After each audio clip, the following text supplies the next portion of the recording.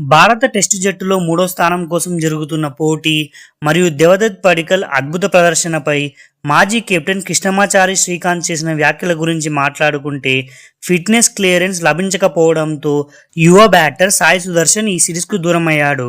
సుదర్శన్ అందుబాటులో రాకపోవడంతో దాదాపు 2 ఏళ్ల తర్వాత జట్టులోకి వచ్చిన దేవదత్ పడిక్కల్ మూడో స్థానంలో బ్యాటింగ్కు వచ్చి 167 పరుగుల భారీ స్కోరుతో చెలరేగిపోయాడు. అయితే పడిక్కల్ ఈ స్థాయి ప్రదర్శన చేయడంతో సాయి సుదర్శన్ తిరిగి జట్టులోకి రావడం కష్టమని మాజీ కెప్టెన్ కృష్ణమాచారి శ్రీకాంత్ అభిప్రాయపడ్డారు. పడిక్కల్ తన రీ ఎంట్రీని ఘనంగా చాటుకొని టెస్టుల్లో మూడో స్థానాన్ని దాదాపు ఖాయం చేసుకున్నాడని ఆయన పేర్కొన్నారు.